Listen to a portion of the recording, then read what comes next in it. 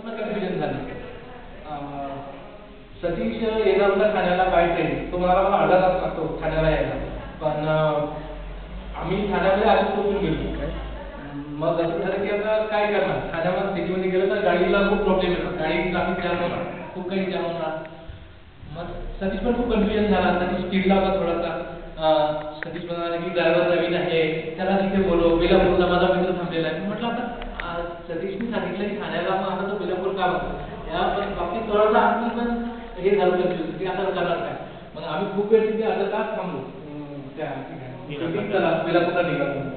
पण नंतर भेट झाली शेवटी बेलापूरला. तिथून पुढे मला वाटतं बेलापूरच्या पुढे निघाला. मग आमची गाडी प्रॉब्लेम झाला, गाडीचा एक नट खाली पडला, त्यामुळे गाडी नीट डाऊन. मग तो नट फिट करण्यासाठी आमचा ड्रायव्हरने लगेच कुठून तरी एक मेकॅनिक शोधून आणला गाडीला. लगेच महत्वाचा नट होता. हा महत्वाचा नट होता.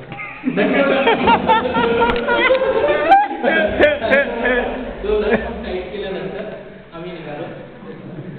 वाटेमध्ये वेगवेगळे हे होते, चेकपोस्ट, चेक नाके, त्यांना पैसे देत पुढे दोन नाके, चेकपोस्ट नाही, दोन नाके. हा मग पुढे आम्ही नीरा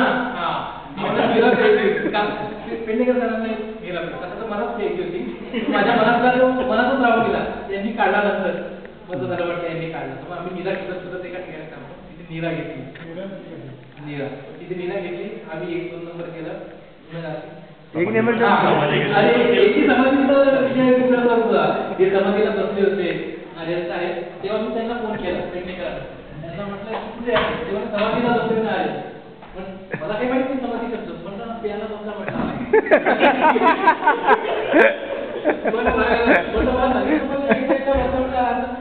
खूप गोष्टी समाधी म्हणजे दुसरी गोष्ट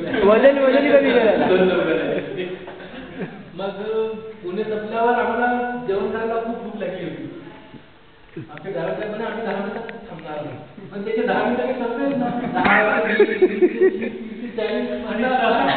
10 एक तास होता. मग शेवटी याची भूकच गेली. जसं त्यांनी म्हणाले मुंबईला तसंच त्यांनी थांबवलं.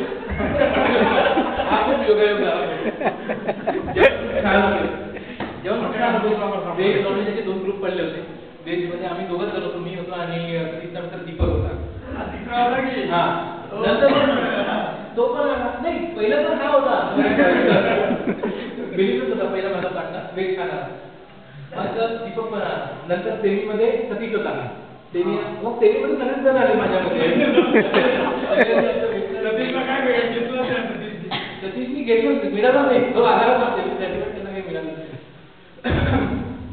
मग छानपैकी जेवण झालं. तिथे काही आम्हाला शहामूर्त पाहायला भेटले. आणि शहामूर्त काय होतं आपल्यासोबत मासे पण पाहिलेले ना. पण मासे सगळ्यांचे मग आम्ही फोटोज वगैरे काढले. भेटेल तुम्हाला फेसबुकवर किंवा ऑटोवर लगेच भेटेल. येलो पेजवर पण दिलेत ना.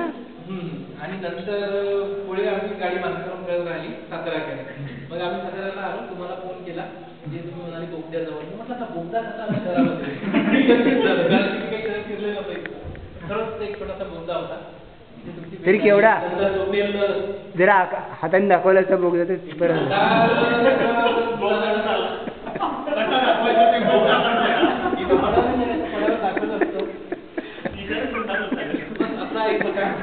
आकार इतका मोठा होता की त्याच्यात किमान 25-30 लोक एका लाईनीने उभे राहतो. आणि मग पुढे आम्ही आलो की आता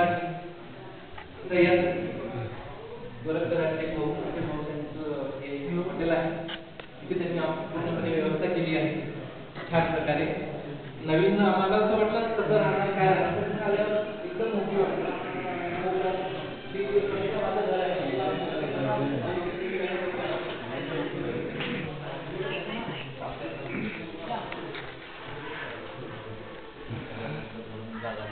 त्याचा